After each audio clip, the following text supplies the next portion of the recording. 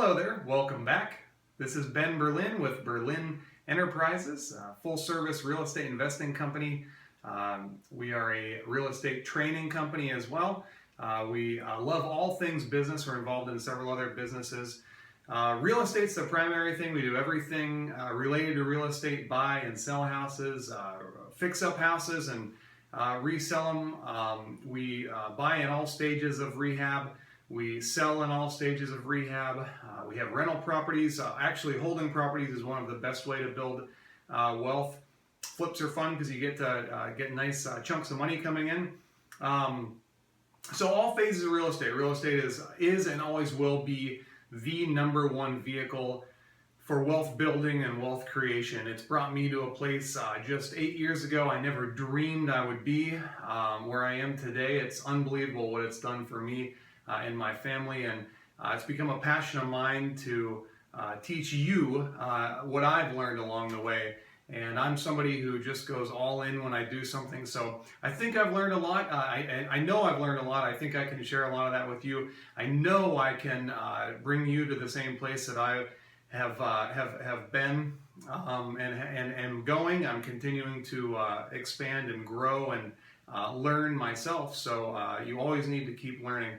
Involved in some other businesses. One thing that's very exciting to me is new cryptocurrencies that are coming around, and whether we like it or not, they are going to majorly disrupt the banking industry. I think we're going to see that we're going to be using cryptocurrencies for everything coming up here very shortly.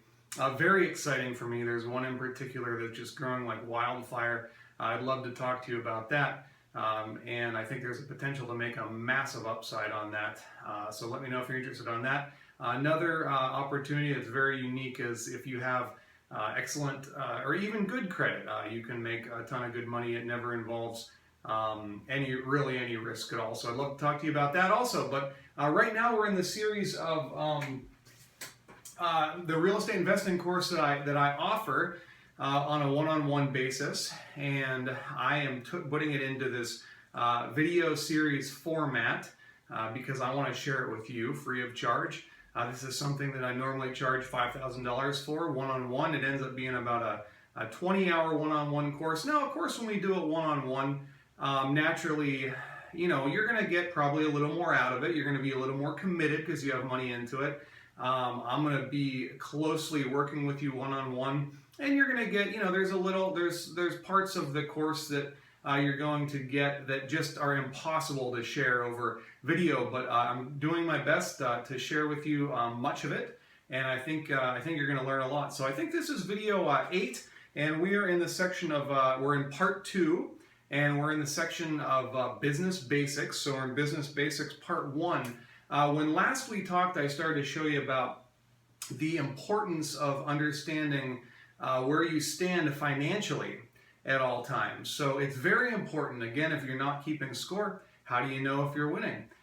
So what we're going to do today, we talked last time mainly about net worth and what are assets and what are liabilities. Today we're going to talk about your budget. I highly encourage you to put together a budget so you can understand where you stand as far as your budget, as far as your monthly incomes and your monthly outflows. It's very important to understand that.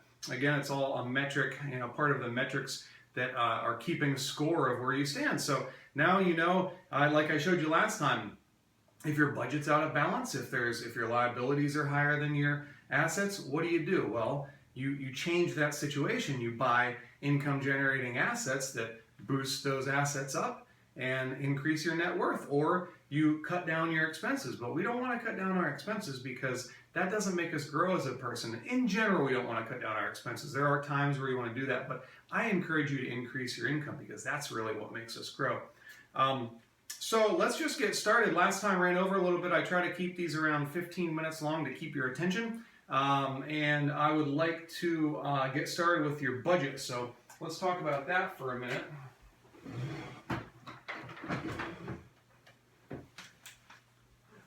All right, so budget. The general gist of a budget, we have income and we have expenses. And at the end of the day, you want your budget to be about even at the bottom of your bottom of the day, because We can have a positive, that's okay, and that would just mean that basically our checking accounts would keep going up, and which is fine. I mean, that's a great position to be in where, you know, you don't have to do anything and your checking account just keeps going up.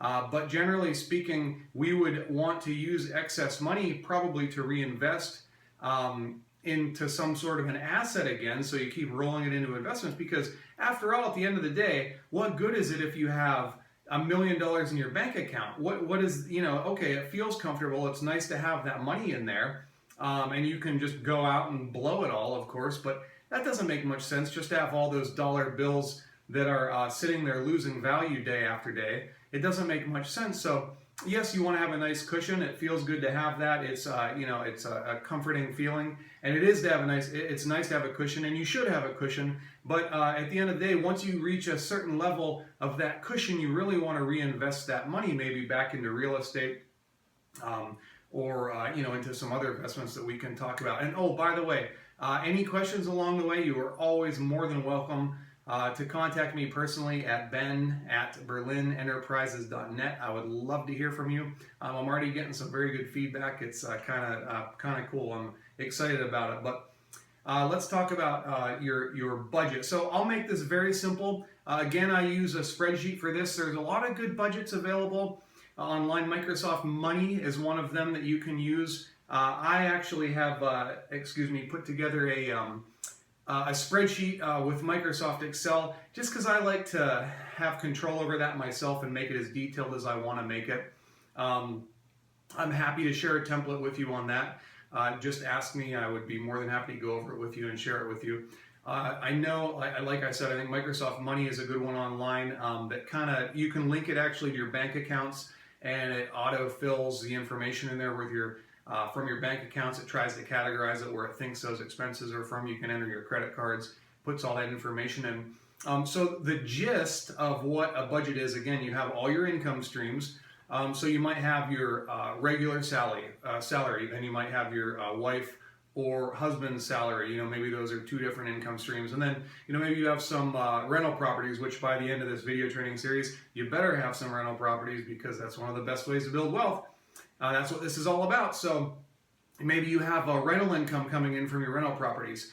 And then, you know, maybe you have, you know, who knows, you could have a couple other investments going on that, you know, maybe dividends are paid out of your brokerage account that you take as cash, or, you know, in my case, in a case like mine, I have, probably on my income streams, I must have 16 or 17 different sources of income. You know, some of those are a salary I get from other businesses. You know, I have multiple other businesses myself that I have going on that I bring in a salary. You know, I have many things going on. And don't forget, the average multimillionaire has at least seven different streams of income coming in at all times. So that's something that you really want to think about, is multiple streams of massive income. Always keep that on your mind, because that's hugely important. If you have one income stream and it goes away, what are you going to do? People say investing is risky. Well, I say having a job is risky, because if you lose your job, most people, if they lose their job, they have nothing else to fall back on. Whereas when you become an entrepreneur of that mindset, no matter what happens, you can always make it work, no matter what happens. So I encourage you to have multiple streams of income. So let's get down to this.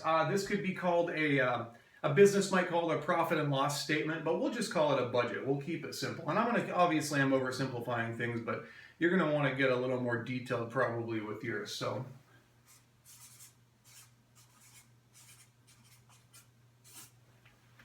all right, can you see that okay? Yeah, it looks like you're going to be able to see it okay. Okay, so we have our budget. So up here we have income.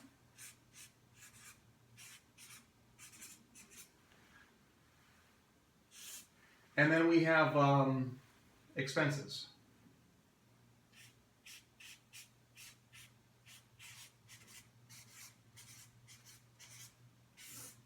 Okay, so for income, what would we have for something like income? You know, maybe you have your salary.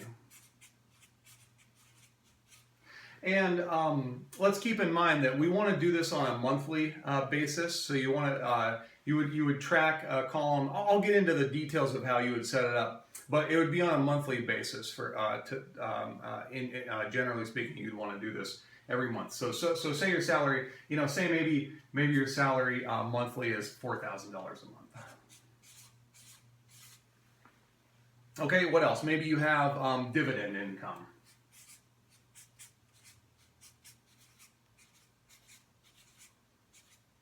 Maybe that's $1,000 a month. And then maybe you have rental income. And maybe you have, in this case, maybe you have 5 properties, and they each have rental income of $1,000 a piece. But we'll put the gross income here because you'll see down below how we're going to break that down. But we'll put the gross income. So let's say you bring in $5,000 a month in rental income. Okay, so we add these up. What does that up to? $10,000 a month. We'll keep numbers nice and simple here. Okay, so then, so this would be your average monthly income. So this is what you are budgeting for, what you're banking on coming in every month. Okay, so then on your expenses side, maybe you have. Let's start. I like to break it down with maybe like groceries and consumption items. So groceries.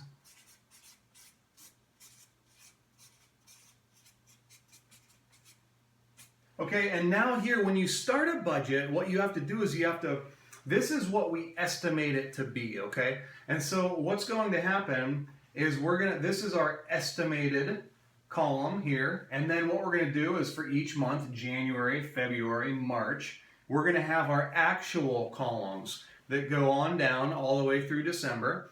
And in the actual columns is where you're going to actually enter what your actual expenses were. So when you're first putting together a budget, you have to kind of guesstimate. It's not so hard to guesstimate the income. You probably all pretty much know what you have on the income side of it. But it is a little more difficult to estimate the expense side of things because you might not know how much you spend. And a budget is extremely revealing when it comes to how much you spend, because you might find it's unbelievable the things that people come back and say, oh my gosh, I was spending, $140 a month on Red Bull and, beef jerky. And, my wife and I going out to dinner, we were spending $800 a month on it. It's unbelievable, what this will reveal. So it's a very telling thing, a very good thing to do. So, groceries and supplies. All right. So say, you spend $800 a month on that. Maybe, what else could we put? Tool purchases. Who knows who knows what it could be. $100 a month in new tools. And then we have, say, pets. Pet food. Dog food, cat litter, bedding, whatever, anything associated with that. Say $50 a month on that, and on it goes. You could put you're welcome to have some freedom and what you want to put on here. You could have you could put whatever you want here. You could have clothes. You could say haircuts. Whatever, anything you want to put. So I'll flip this over. We'll keep going on with expenses, and I'll just give you some examples of categories, and you'll start to get the feel for this. So then, maybe say we have a category for insurance. Okay, maybe you spend $200. And you can break this down even further. You can go say health insurance, and then maybe we have car. Okay, and then maybe we have life. Just some examples. So, health insurance, maybe that's $500 a month if you pay it on your own. Car insurance is, say, $200 a month. Life insurance, $200 a month. Okay, and then you want to subcategorize each category. So we're at $700, $900. All right, and then you might have a category of car payments, say. Remember our cars as a asset with a liability as the car payment against it. That would be the balance of the loan, like we went over last video.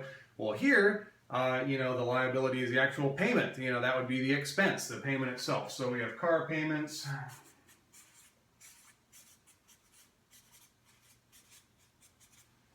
Okay, so again, you could break this down here. We have car 1. Maybe this is a Aston Martin. $1,700 car payment. How about that? And then we have car 2. Say we have a $400 payment on that one. Okay, we'll keep it simple. $2,100 in car payments. How would you like those for car payments? And then let's say we break it down, continue on down here. We could go, this could all be, maybe this section is actually car expenses. We could cross out payments. We could just say cars expenses. So then, down here we might go repair and maintenance. I guess I kind of jumped the gun on this. However you want to break it down, it doesn't matter, but I'm just trying to simplify things for here. So R and M, maybe that would include inspections and various things. So say that's 50. And then, let's say gas. Let's say you spend $300 a month on gas. Okay, and then maybe you have, let's have a section for our boat. How about that? Okay, maybe we have a category on our slip, the slip for the year, the dock, or not for the year would be, let's say it's an average. Let's say it's $4,000 for a year. Break that down into a month, and it's $330, whatever that turns out to be, $330 monthly. And then let's say fuel. Maybe you travel a lot on your boat and spend 10 grand a year in fuel. So that comes down to, what is that? 200, 500 times, say 400 bucks about. Fuel, 400. Okay, so there would be other things, but keeping it simple. There's $730, $2,150, $2,450 here. For car expenses, $2,450. Insurance, $900. Excuse me. Fuel, $730. Or boat, $730. There's going to be many, many more categories. Actually, I did want to point out a couple other ones that you might want to, because I want to point out ones that we talked about last time. So then let's say we have loan payments. How about that? All right, maybe we have mortgage payments, we should say. So say you have we said we had 5 properties, so say we have number 1 is 600, 2 is, let's just say they're all 600, make it simple.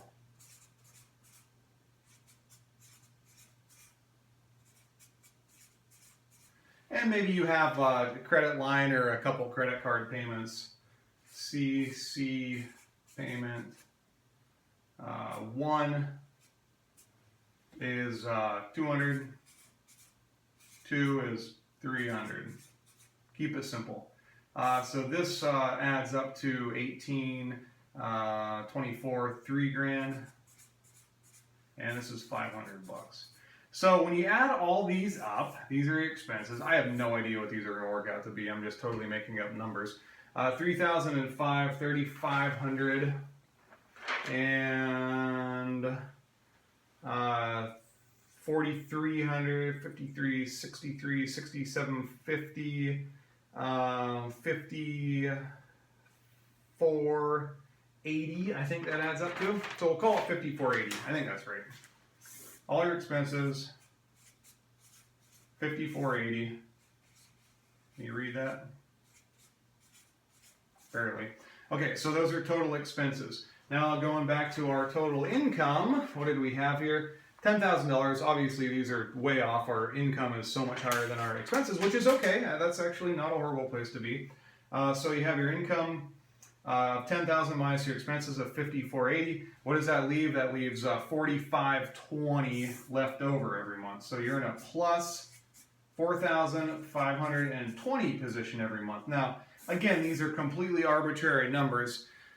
For these purposes are pretty meaningless, but this is just to give you an idea of how you would do a budget. And so what the cool thing of what happens when you start actually going through these and entering the data on a monthly basis is it's very revealing. Like I said, I actually encourage you. I spend about an hour, maybe an hour and a half or 2 hours once a week. I generally go and through my budget to enter expenses and make any adjustments on the income side and make sure that my projected income is actual income as I enter it. And you just adjust and adjust and adjust with your income and expenses until you have your budget. And so, remember when I said that, if you're in a surplus like this, well, that you would need to find a spot for this surplus right here. Well, that could be, I don't necessarily love IRAs, but it could be maybe an IRA. It could be a brokerage account, which again, I don't think those are necessarily the wisest moves. Your financial advisor will tell you to do that, but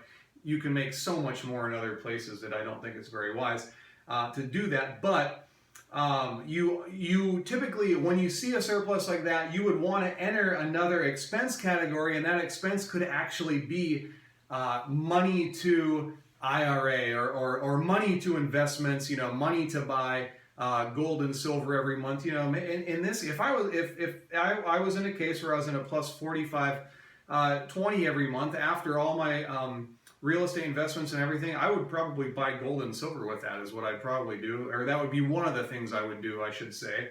And as we go through this, I'll tell you, more and more so on my recommendations on what I would do. But yes, so that's how you can see how you want to balance. When people talk about balancing your budget, well, the end result really should be zero because you're balancing it. Because if there is a surplus, then you put that into another investment, which is a monthly expense. It's another investment.